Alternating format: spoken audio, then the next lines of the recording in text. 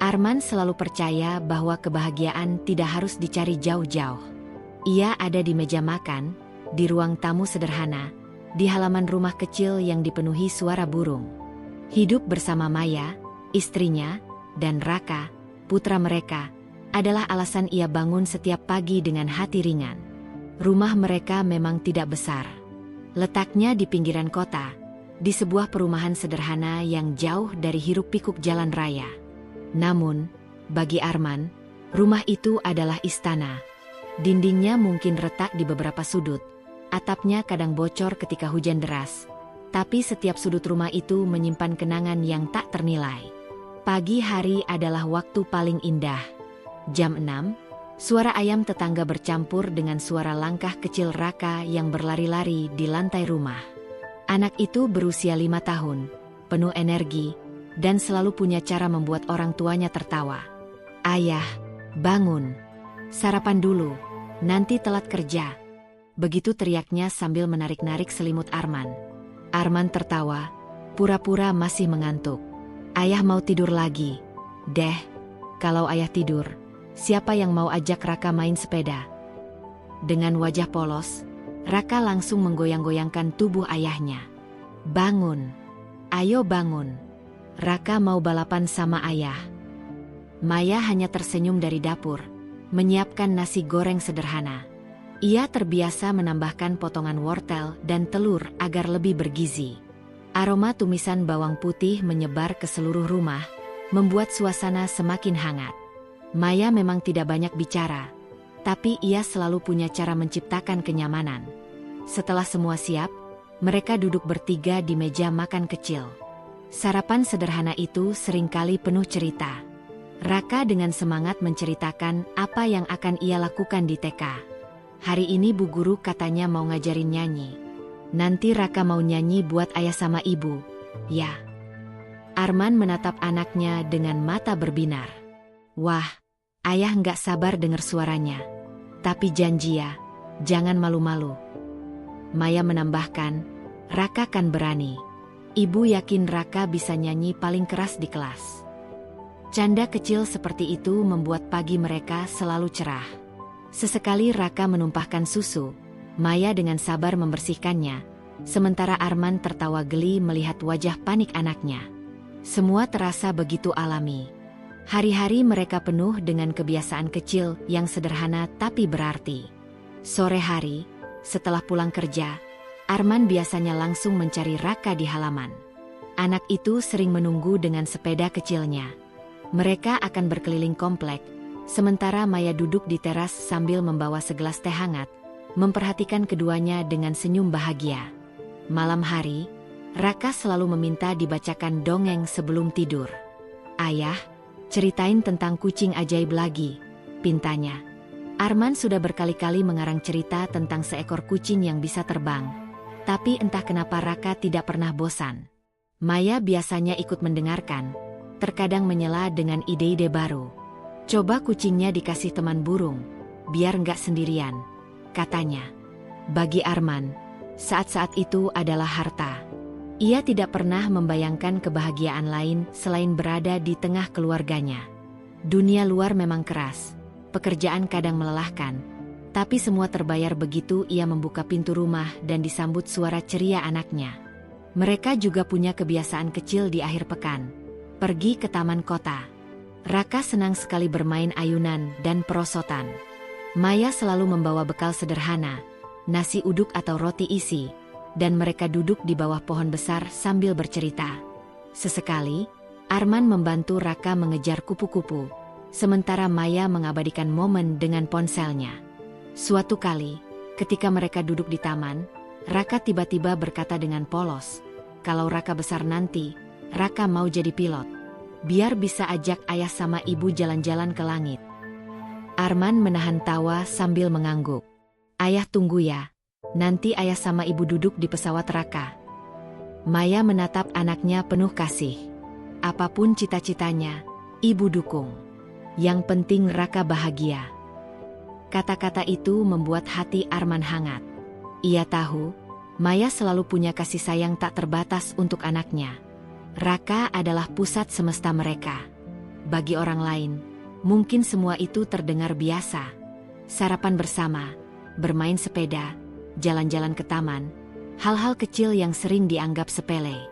Tapi bagi Arman dan Maya, itulah surga yang sesungguhnya. Mereka tidak kaya raya, tidak punya mobil mewah, tapi mereka punya sesuatu yang lebih berharga, cinta yang tulus.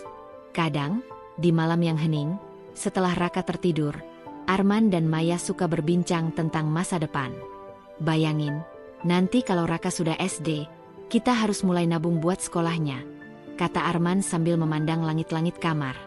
Maya menjawab pelan, iya, aku juga sudah kepikiran. Aku pengen dia sekolah di tempat yang bagus, biar dia punya banyak kesempatan. Arman menggenggam tangan istrinya. Kita nggak perlu kaya raya, yang penting kita bisa kasih yang terbaik buat dia. Raka itu alasan ayah kerja keras. Maya tersenyum kecil. Aku juga. Hidupku lengkap sejak ada dia. Percakapan itu sederhana, tapi penuh makna.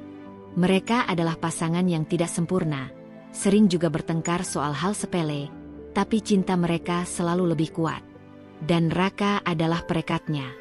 Hari-hari itu, bagi Arman, bagaikan hari-hari penuh cahaya. Ia merasa menjadi orang paling beruntung di dunia. Ada istri yang penuh kasih, ada anak yang selalu membawa tawa. Tidak ada yang lebih ia harapkan.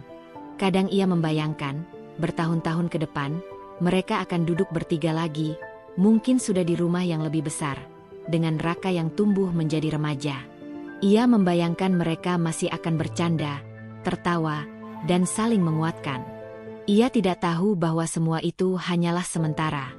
Bahwa kebahagiaan yang ia kira akan terus bertahan, sebenarnya sedang menunggu ujian besar yang akan mengguncang segalanya. Namun, di babak itu, mereka belum tahu. Yang mereka tahu hanyalah bagaimana menikmati setiap momen kecil, setiap senyum, setiap pelukan. Dan itulah yang membuat hari-hari mereka penuh cahaya. Hari itu awalnya terasa biasa saja. Pagi cerah, sinar matahari masuk lewat jendela, dan suara burung masih terdengar di halaman kecil rumah mereka. Namun, sesuatu terasa berbeda. Raka tidak berlari-lari membangunkan Arman seperti biasanya. Anak itu hanya berbaring di tempat tidur, wajahnya pucat, dan napasnya terdengar berat. Maya panik. Ia memegang kening anaknya. Men, panasnya tinggi sekali. Arman segera bangun, menyalakan kipas, lalu mengambil handuk kecil untuk mengompres. Tenang, mungkin cuma demam biasa. Kita bawa ke klinik sekarang. Mereka bergegas ke klinik dekat rumah. Dokter umum di sana memberikan obat penurun panas dan menyarankan banyak istirahat. Awalnya, Arman dan Maya mencoba tenang. Mereka berpikir ini hanya sakit ringan. Anak kecil memang sering demam. Tapi malam itu, kondisi Raka tidak kunjung membaik. Panasnya semakin tinggi, tubuhnya gemetar, dan ia mengigau memanggil nama ibunya. Maya menangis sambil memeluk anaknya. Raka, nak, bangun sebentar, jangan bikin ibu takut. Arman merasa jantungnya berdegup kencang. Ia menatap wajah istrinya yang basah oleh air mata. Tanpa banyak pikir, ia langsung membawa Raka ke rumah sakit kota. Di ruang IGD, suasana terasa menegangkan. Dokter memeriksa dengan serius, perawat bolak-balik memasang infus, mengambil sampel darah, dan memberi oksigen kecil di hidung Raka. Arman berdiri di sudut ruangan, tangannya mengepal, mencoba terlihat tegar. Sementara Maya tak berhenti membelai rambut putranya. Pak, Bu, kata dokter dengan wajah tenang tapi serius, kami perlu observasi lebih lanjut. Ada kemungkinan ini bukan sekadar demam biasa. Mohon bersabar, kita tunggu hasil lab. Kalimat itu membuat Maya terisak lebih keras. Arman merangkul bahu istrinya. Kita harus kuat. Demi Raka, ucapnya pelan. Hari-hari berikutnya adalah awal dari masa-masa paling melelahkan dalam hidup mereka. Mereka harus bergantian menjaga Raka di rumah sakit. Maya hampir tidak tidur. Matanya selalu tertuju pada anaknya yang berbaring lemah dengan jarum infus menempel di tangan kecilnya. Setiap kali Raka merintih, Maya ikut merasa sakit. Arman mencoba menguatkan diri. Ia bolak-balik membeli makanan, mengurus administrasi rumah sakit, lalu kembali ke samping ranjang anaknya. Dalam hati, ia sebenarnya sama rapuhnya. Ia ingin menangis, tapi ia tahu, kalau ia ikut jatuh, siapa yang akan menopang Maya? Hasil pemeriksaan akhirnya keluar. Dokter menjelaskan ada infeksi serius pada tubuh Raka, yang membutuhkan perawatan intensif. Kata-kata itu seperti palu besar yang menghantam dada Arman. Ia menoleh ke Maya, yang langsung pucat mendengar penjelasan itu. "Apakah Raka bisa sembuh, Dok?" tanya Maya dengan suara bergetar. Dokter tidak langsung menjawab. "Kami akan berusaha sebaik mungkin. Mohon Bapak dan Ibu juga terus memberikan dukungan. Semangat orang tua sangat berpengaruh pada kondisi pasien." Ucapan itu tidak sepenuhnya menenangkan. Malam itu, Maya duduk di kursi samping ranjang sambil menggenggam tangan Raka erat-erat. "Nak, Ibu di sini. Kamu harus kuat. Ya, jangan tinggalin Ibu." Air matanya terus menetes. Arman berdiri di dekat jendela kamar rumah sakit, menatap gelapnya langit malam. Dalam hati ia berdoa, sesuatu yang mungkin jarang ia lakukan dengan sungguh-sungguh sebelumnya. "Tuhan, kalau boleh, biar aku saja yang sakit. Jangan anakku." Hari-hari di rumah sakit terasa panjang dan melelahkan. Ada saat di mana suhu tubuh Raka menurun, wajahnya sedikit cerah, bahkan sempat tersenyum tipis ketika Maya menyuapi bubur. Saat itu, harapan mereka kembali menyala. "Lihat, Men, dia sudah lebih baik," kata Maya dengan wajah berbinar. Arman mengangguk penuh syukur. "Iya, dia kuat. Anak kita pejuang." Namun, esok harinya, kondisinya kembali drop. Demam tinggi lagi, tubuhnya lemas, dan perawat harus menambah obat. Roller coaster perasaan itu membuat mereka kehabisan tenaga. Satu hari penuh harapan, hari berikutnya penuh kecemasan. Arman mulai jarang pulang ke rumah. Ia memilih tidur di kursi rumah sakit agar selalu dekat dengan Maya dan Raka. Kantung matanya menghitam, tubuhnya lelah, tapi ia menolak untuk beristirahat. Suatu malam, ketika Raka tidur dengan alat bantu pernapasan, Arman melihat Maya terpekur di kursi. Wajah istrinya sangat lelah, matanya bengkak karena menangis terus-menerus. Arman duduk di sebelahnya. "Maya," ucapnya pelan. Maya hanya menoleh sebentar. "Aku takut, Men. Aku takut kehilangan dia." Suaranya pecah. Arman menelan ludah, berusaha menahan tangis. "Aku juga takut. Tapi kita nggak boleh nunjukin rasa takut kita ke Raka. Dia butuh lihat kita kuat. Kalau kita lemah, dia bisa makin sedih." Maya menggenggam tangan suaminya erat-erat, seakan mencari kekuatan. Malam itu, untuk pertama kalinya setelah berhari-hari, mereka berpelukan lama tanpa berkata apa-apa. Hanya diam, saling menguatkan. Hari berganti, minggu berjalan. Kondisi Raka naik turun, membuat mereka seperti berjalan di atas awan hitam yang terus bergerak. Sesekali ada cahaya, lalu kembali gelap. Hati mereka selalu dipenuhi doa, meski kadang doa itu bercampur dengan rasa putus asa. Ada satu momen yang begitu membekas. Raka, dengan suara pelan dan mata sayu, berbisik pada ibunya, "Ibu, kalau aku sembuh nanti, aku mau main sepeda lagi sama ayah." Maya terisak, membelai wajah putranya. "Iya, Nak, kamu pasti sembuh. Kita main sepeda lagi, janji." Arman menunduk, berusaha menyembunyikan air matanya. Kalimat polos itu menancap di hatinya dalam-dalam.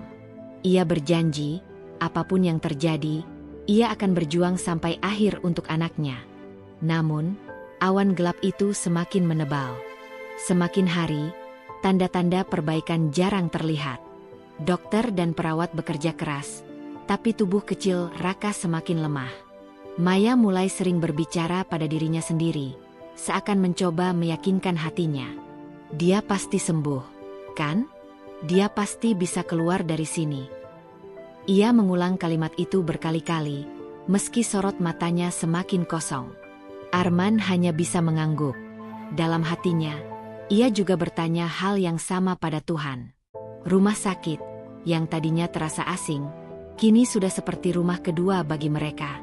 Bau obat, suara monitor jantung, langkah perawat yang hilir mudik, semua itu menjadi bagian dari kehidupan sehari-hari. Namun, tidak ada yang bisa membuat mereka terbiasa dengan rasa takut kehilangan.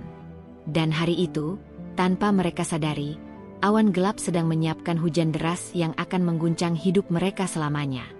Malam itu sunyi. Hanya suara mesin monitor yang berbunyi pelan di samping ranjang kecil Raka. Angka-angka di layar naik turun, memberi tanda kehidupan yang semakin rapuh. Maya duduk di kursi, tubuhnya merunduk, kedua tangannya menggenggam tangan putranya yang dingin. Arman berdiri di dekat jendela, menatap gelapnya langit, berusaha menenangkan diri. Sejak sore tadi, kondisi Raka memburuk drastis. Dokter sudah memperingatkan bahwa mereka harus siap dengan segala kemungkinan. Tapi siap seperti apa?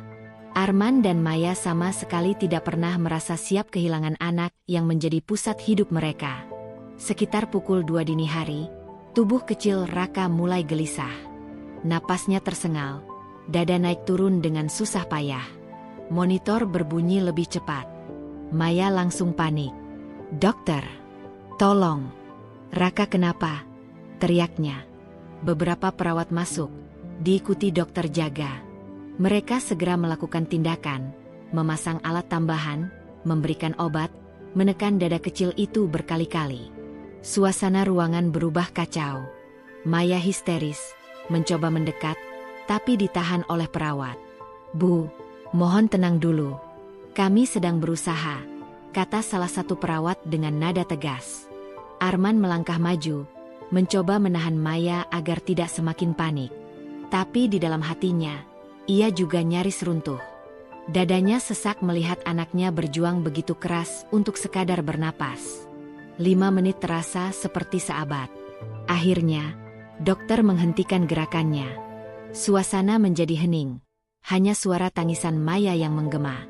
Dokter menundukkan kepala, lalu berkata dengan suara pelan, "Kami sudah berusaha sebaik mungkin. Mohon maaf, anak bapak dan ibu tidak bisa kami selamatkan." Kalimat itu menghantam telinga Arman seperti petir. Ia berdiri kaku, matanya kosong, tidak tahu harus bereaksi apa. Di sampingnya, Maya langsung menjerit histeris. Tidak mungkin. Itu bukan Raka saya. Tolong selamatkan lagi, Dok. Jangan hentikan. Dia masih bisa.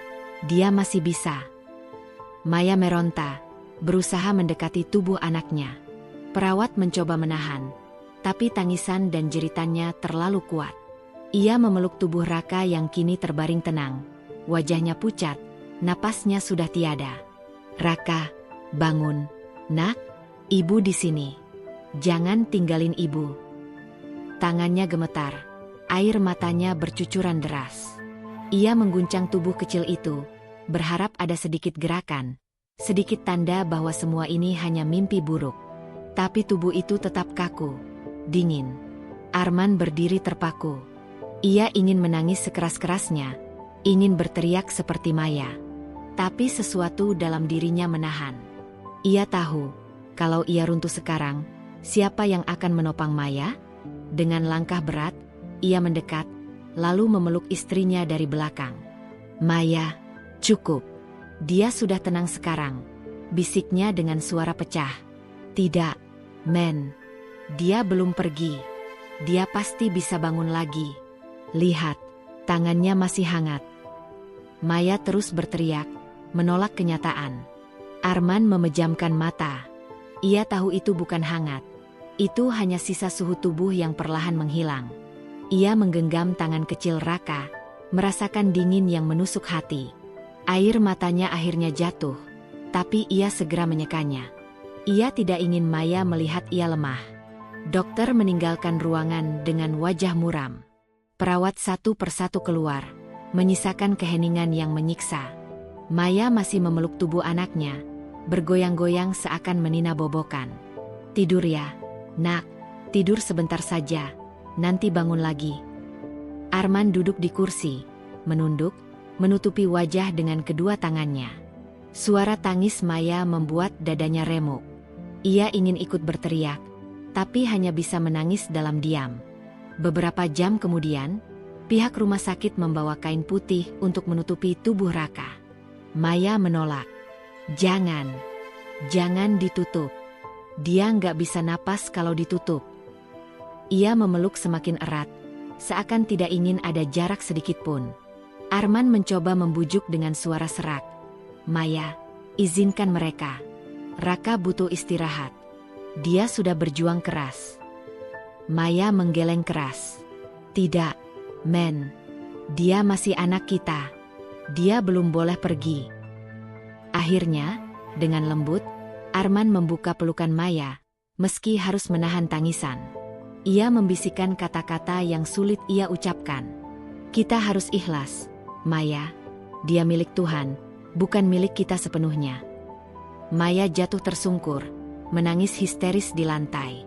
Sementara itu, kain putih menutupi tubuh kecil itu sepenuhnya. Dunia mereka terasa runtuh seketika. Rumah, pekerjaan, cita-cita, semua mendadak tak ada artinya lagi. Hari itu, Arman merasa kehilangan separuh hidupnya. Tapi lebih dari itu, ia merasa kehilangan cahaya di mata istrinya. Sejak saat tubuh kecil itu terbujur kaku, Maya seperti ikut mati di dalamnya. Di lorong rumah sakit, saat jenazah Raka dibawa menuju ruang persemayaman, Maya masih menangis, menolak melepas. Arman menggenggam tangannya erat, meski Maya seperti tidak merasakan. Hidup yang dulu penuh cahaya kini benar-benar runtuh. Tidak ada lagi suara tawa kecil di rumah, tidak ada lagi alasan untuk menyiapkan sarapan penuh canda. Yang tersisa hanyalah keheningan dan duka yang menyesakkan dada. Arman tahu, ini baru awal dari perjalanan panjang penuh luka. Tapi malam itu, di rumah sakit yang dingin, ia hanya bisa menatap kosong, mencoba menahan tangis, dan berdoa agar Tuhan memberi mereka kekuatan untuk melewati hari esok, hari yang akan terasa asing tanpa suara Raka. Sejak hari pemakaman Raka, suasana rumah itu berubah drastis. Dulu, rumah kecil di pinggiran kota itu selalu riuh oleh suara tawa dan canda. Sekarang, ia hanya menyisakan kesunyian yang mencekam. Piring di meja makan tetap ada, kursi kecil Raka masih di sudut ruangan. Mainan-mainan berserakan seperti biasa, tetapi semua terasa mati. Maya duduk berjam-jam di kursi ruang tamu, menatap kosong ke arah pintu. Tidak ada kata-kata yang keluar dari mulutnya. Tidak ada senyum, tidak ada air mata lagi. Seolah tangisnya sudah habis di hari pemakaman. Wajahnya pucat, matanya sayu, tubuhnya seperti kehilangan tenaga. Arman mencoba mengajaknya bicara. Maya, kamu mau makan? Aku masakin sup hangat. Ya. Maya hanya menggeleng pelan, tidak menoleh, tidak merespons lebih jauh. Arman menaruh mangkuk di meja, berharap Maya akan berubah pikiran. Tapi jam demi jam berlalu, makanan itu dibiarkan dingin. Hari-hari berikutnya pun sama. Maya jarang bicara. Bahkan ketika Arman duduk di sampingnya, Maya seperti tidak melihatnya. Setiap malam, ia lebih sering masuk kamar Raka, duduk di tepi ranjang kosong, memeluk bantal kecil yang masih berbau anaknya. Kadang ia duduk hingga fajar, tanpa tidur sedikit pun. Arman melihat semua itu dengan hati remuk. Ia sendiri sedang berduka, tapi melihat Maya yang semakin menutup diri membuatnya merasa lebih kehilangan. Aku sudah kehilangan anakku, batinnya, jangan sampai aku juga kehilangan istriku. Namun kenyataan berjalan ke arah sebaliknya. Maya semakin jauh. Ia jarang membalas sapaan, jarang menatap Arman, dan seakan menolak keberadaannya. Seolah, dalam diamnya, Maya menyalahkan Arman atas semua yang terjadi. Arman tahu itu bukan salah siapapun. Penyakit datang tanpa permisi, dan Tuhan sudah menentukan jalan. Tapi rasa bersalah tetap menghantuinya. Malam-malam ia menangis diam-diam di ruang tengah, memastikan Maya tidak melihat. Rumah yang dulu hangat kini seperti makam kedua. Tidak ada suara televisi, tidak ada cerita Raka menjelang tidur, bahkan obrolan ringan pun hilang. Yang tersisa hanya suara jam dinding berdetak lambat, seakan memperlambat waktu. Suatu malam, Arman mencoba mendekati istrinya yang duduk di kamar Raka. "Maya, aku tahu ini berat, tapi kita harus saling menguatkan. Jangan hadapi ini sendirian." Maya tidak menjawab. Matanya tetap menatap foto Raka yang tergantung di dinding. Arman mendekat, duduk di sampingnya. "Aku juga kehilangan dia. Hatiku juga hancur. Tapi kalau kamu terus menutup diri, aku merasa kehilangan dua orang sekaligus, anakku dan istriku." Suaranya serak, penuh luka. Maya hanya menarik napas dalam-dalam, lalu bangkit dan keluar kamar tanpa berkata sepatah kata pun. Arman terdiam. Kata-kata yang ia keluarkan seolah menabrak tembok tebal. Ia ingin marah, ingin berteriak, tapi ia tahu Maya sedang tenggelam dalam duka yang dalam. Hari-hari terus berjalan, tapi rumah itu tetap membeku. Arman berangkat kerja dengan hati berat, lalu pulang ke rumah yang sunyi. Tidak ada lagi Raka yang menyambut dengan sepeda kecilnya. Tidak ada lagi Maya yang menyuguhkan teh hangat. Ia membuka pintu, dan hanya mendapati keheningan yang menyakitkan. Ia mencoba mencari cara. Ia membersihkan kamar Raka, tapi Maya marah. "Jangan sentuh barang-barangnya. Jangan singkirkan. Itu masih punya Raka." Arman mundur, merasa semakin tidak berdaya. Ia ingin membuat rumah itu lebih nyaman, tapi semua tindakannya dianggap salah. Kadang, Arman duduk sendiri di teras rumah, memandang jalanan sepi. Ia ingat masa-masa dulu, Maya duduk di kursi yang sama sambil mengawasi mereka berdua bermain sepeda. Kenangan itu begitu jelas, tapi sekarang terasa seperti mimpi yang tidak mungkin kembali. Satu-satunya suara yang kadang terdengar hanyalah tangisan Maya di malam buta. Arman sering terbangun mendengarnya. Ia ingin masuk dan memeluknya, tapi setiap kali ia mencoba, Maya menepis tangannya. "Biarkan aku sendiri," katanya dingin. Kata-kata itu menusuk hati Arman lebih dalam daripada pisau. Ia merasa benar-benar sendirian. Hari demi hari, Arman mulai merasa tidak hanya kehilangan anaknya, tapi juga cinta istrinya. Maya, wanita yang dulu penuh kasih dan senyum hangat, kini berubah menjadi sosok asing yang dingin dan jauh. Arman mencoba kuat, tapi kadang tubuhnya ikut menyerah. Ia sakit kepala, nafsu makan hilang, tubuhnya lemah. Namun ia tetap memaksa berdiri, tetap bekerja, tetap berusaha menjaga rumah agar tidak semakin berantakan. Dalam hatinya, ia berdoa setiap malam. "Tuhan, jangan biarkan istriku hilang dalam dukanya. Jangan biarkan aku sendirian. Aku butuh dia. Aku tidak bisa melanjutkan hidup tanpa Maya." Namun doa itu terasa menggantung. Maya masih terjebak dalam dunianya sendiri. Dan Arman, meski berusaha tegar, mulai merasa hancur sedikit demi sedikit. Rumah kecil itu, yang dulu dipenuhi cahaya dan tawa, kini hanya menyisakan bayangan. Keheningan menjadi teman sehari-hari. Dan cinta, yang dulu menghangatkan segalanya, perlahan terasa memudar bersama hilangnya Raka. Arman tahu, jika keadaan ini terus berlanjut, ia akan benar-benar kehilangan segalanya. Hari-hari yang membeku membuat Arman gelisah. Ia tidak bisa membiarkan rumah itu terus menjadi kuburan kedua. Duka memang wajar, tetapi kalau terus dibiarkan, Maya bisa hilang selamanya di dalamnya. Arman tahu ia harus berbuat sesuatu. Ia tidak bisa hanya diam menunggu waktu. Ia harus berusaha, meski sekecil apapun. Surat untuk Raka. Suatu malam, setelah Maya masuk ke kamar Raka, Arman duduk di meja makan. Ia mengambil selembar kertas kosong dan sebuah pena. Tangannya gemetar, matanya berkaca-kaca. Ia menulis, "Nak, Ayah rindu. Setiap sudut rumah ini masih ada bayanganmu. Ayah tahu kamu sekarang sudah di tempat yang jauh lebih indah. Tapi ayah ingin kamu tahu bahwa ayah dan ibu selalu mencintaimu.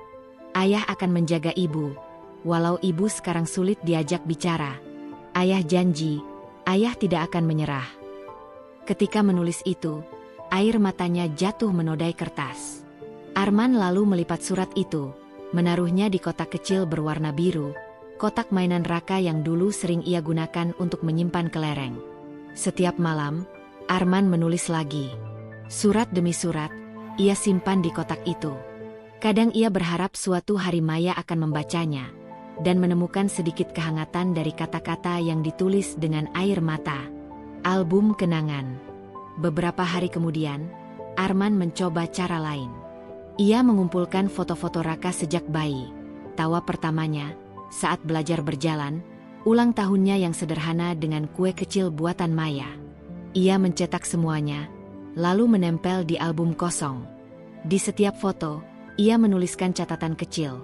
Hari ini Raka belajar naik sepeda, jatuh tapi bangkit lagi.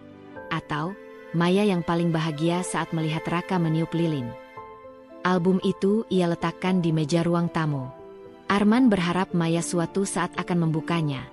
Lalu ingat bahwa kebahagiaan pernah begitu nyata hadir di rumah mereka. Bahwa meski Raka sudah pergi, kenangannya bisa tetap hidup.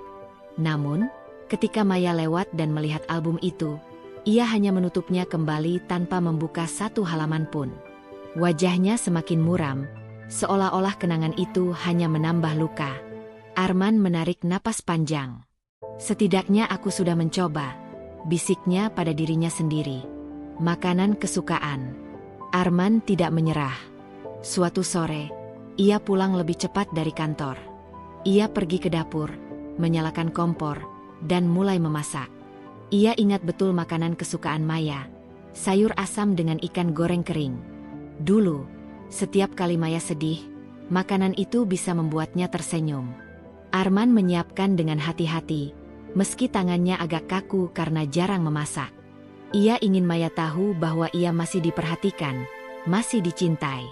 Ketika makanan sudah tersaji, ia memanggil lembut, "Maya, ayo makan bareng.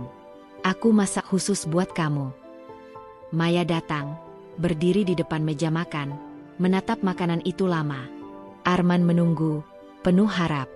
Namun, akhirnya Maya hanya berkata pelan, "Aku tidak lapar." Lalu berjalan kembali ke kamar Raka. Arman menunduk, menahan kecewa. Tangannya yang masih memegang sendok bergetar. Ia ingin marah, ingin berkata bahwa ia juga berduka, bahwa ia juga kehilangan.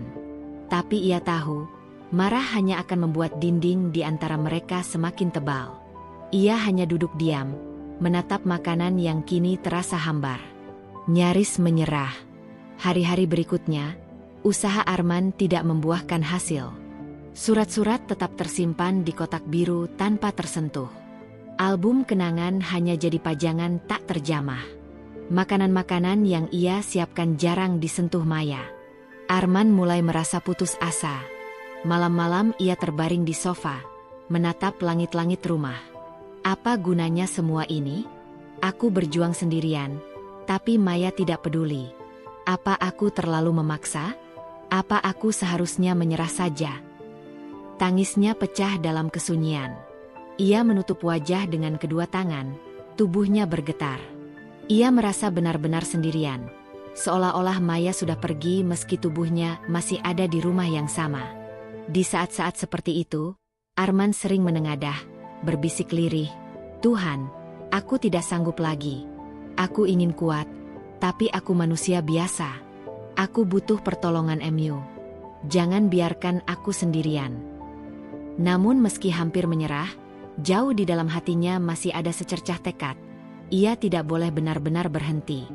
Karena jika ia berhenti, itu berarti ia benar-benar kehilangan segalanya. Pagi itu, Arman memberanikan diri. Ia berdiri di depan kamar Raka yang kini menjadi tempat Maya berdiam diri. Dengan suara pelan, ia berkata, "Mei, ikut aku hari ini. Kita ziarah ke makam Raka." Maya tidak menjawab, hanya duduk di tepi ranjang sambil menatap lantai.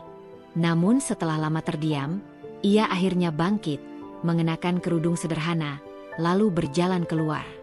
Itu pertama kalinya Maya mengikuti ajakan Arman sejak berbulan-bulan. Perjalanan menuju pemakaman berlangsung sunyi. Di dalam mobil, hanya suara mesin yang terdengar. Sesekali Arman melirik Maya, yang duduk menatap keluar jendela. Setiap pohon, jalan, bahkan warung kecil yang mereka lewati menyimpan kenangan. Di situ dulu Raka minta es krim, bisik hati Arman. Ia yakin Maya pun merasakan hal yang sama. Setiba di pemakaman, langkah Maya tampak berat. Begitu melihat nama Raka terukir di nisan sederhana itu, tubuhnya gemetar. Ia berlutut, menyentuh tanah yang masih lembab, lalu pecah dalam tangis. "Raka, ibu kangen." Suaranya parau. "Ibu nggak kuat tanpa kamu." Tangannya menggenggam tanah seolah ingin menarik putranya kembali. Arman berdiri di samping, menahan air mata. Ia letakkan tangannya di pundak Maya, memberi kekuatan tanpa banyak kata. Untuk pertama kalinya sejak kepergian Raka, Maya benar-benar berbicara. Tangisnya tidak lagi kaku, melainkan lega. Dalam pelukan Arman, ia akhirnya membuka sedikit pintu hatinya yang lama terkunci. Hari itu, di depan pusara kecil, duka mereka tidak lenyap. Tetapi cahaya tipis, yang lama padam, mulai berani menyelinap masuk kembali. Hari-hari setelah ziarah itu terasa berbeda. Maya masih sering termenung, tetapi kini ada kalimat pendek yang keluar dari bibirnya. "Men, kamu udah makan?" Atau, "Besok jangan lupa kerjaanmu." Kata-kata sederhana, tapi bagi Arman, itu seperti pintu kecil yang akhirnya terbuka kembali. Suatu sore, Maya duduk di ruang tamu. Tatapannya jatuh pada album kenangan yang dulu selalu ia abaikan. Perlahan ia membukanya, menelusuri foto demi foto. Bibirnya bergetar, lalu senyum tipis muncul saat melihat gambar Raka dengan wajah belepotan kue ulang tahun. Arman yang melihat dari dapur hanya bisa menghela napas lega. Mereka mulai menata ulang rumah. Mainan Raka tidak disingkirkan, tapi dirapikan di rak khusus. Ruang makan kembali dipakai, dengan Arman dan Maya duduk bersama meski tanpa suara tawa anak kecil. Mereka menyalakan televisi di malam hari, menonton acara yang dulu jadi kebiasaan, sekadar mengisi ruang hening. Suatu malam, Maya berkata lirih, "Aku sadar, kalau kita terus tenggelam dalam sedih, kita malah menghapus Raka dari hidup kita. Padahal dia nggak pernah hilang, kan?" Arman mengangguk, menggenggam tangan istrinya. "Betul, Mei. Kita hidup dengan mengenangnya, bukan dengan mengubur diri dalam kehilangan." Sejak itu, perlahan rumah mereka berwarna lagi. Tidak seceria dulu, tentu saja. Namun cinta yang retak mulai menyatu kembali. Bukan karena rasa sakit hilang, melainkan karena mereka belajar berjalan bersama, meski dengan luka yang tetap ada. Suatu sore yang tenang, Maya dan Arman duduk di kamar Raka. Setelah sekian lama, mereka berani menyentuh kembali benda-benda kecil peninggalan putra mereka. Bau khas mainan plastik dan buku bergambar masih terasa, seakan waktu berhenti di ruangan itu. "Men, mungkin sudah waktunya kita rapikan kamar ini," ucap Maya lirih, meski matanya berkaca-kaca. Arman mengangguk. Ia tahu keputusan itu berat, tapi juga sebuah langkah maju. Mereka mulai menata boneka, mobil-mobilan kecil, dan buku dongeng yang dulu selalu dibacakan sebelum tidur. Ketika Arman mengangkat sebuah robot mainan berwarna merah, mainan favorit Raka, tiba-tiba sesuatu jatuh dari dalamnya. Sebuah kertas kecil yang dilipat rapi. Arman membungkuk, memungutnya, lalu menatap Maya dengan heran. "Apa ini?" tanyanya pelan. Maya mendekat, dan bersama-sama mereka membuka lipatan itu. Tulisan tangan anak kecil terlihat di sana, agak miring dan tidak rapi. Di pojok bawah ada tanda tangan kecil sang guru TK. Tertulis, "Ayah, Ibu, kalau aku nggak ada nanti, jangan sedih terus ya. Aku mau ayah ibu tetap senyum." Maya menutup mulutnya dengan tangan. Tubuhnya gemetar. Lalu tangis pecah tak terbendung. Namun kali ini berbeda. Tangisnya bukan hanya karena kehilangan, tapi juga karena merasakan cinta yang begitu tulus dari anak kecil mereka. "Raka, nak." Maya menangis, tapi di sela-selanya terselip senyum. "Kamu benar-benar tahu cara bikin ibu kuat." Arman memeluk Maya erat, air matanya jatuh tanpa ia cegah. "Dia meninggalkan kita pesan. Bahkan sebelum kita sempat sadar kalau dia akan pergi." Mereka terdiam lama, Hanya suara tangis dan detak jam dinding yang terdengar. Namun di dalam hati, ada sesuatu yang berubah. Luka itu masih ada, tetapi kini ditemani oleh rasa syukur. Raka mungkin sudah tiada, tapi cintanya begitu nyata, hadir dalam tiap kata polos di surat itu. Sejak hari itu, kamar Raka tidak lagi hanya jadi ruang duka. Mereka menaruh surat kecil itu di bingkai sederhana, menggantungkannya di dinding kamar. Setiap kali rasa kehilangan datang, mereka membaca ulang pesan itu, dan entah bagaimana selalu muncul kekuatan baru. Maya mulai tersenyum lebih sering, meski matanya masih basah. Arman merasa rumah mereka perlahan hidup kembali.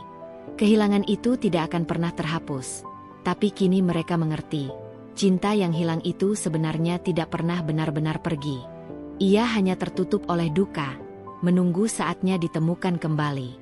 Dan pada akhirnya, bukan hanya Raka yang meninggalkan mereka pesan, tapi juga pelajaran besar, bahwa cinta sejati tidak mati bersama tubuh, melainkan terus hidup di hati orang-orang yang menjaganya.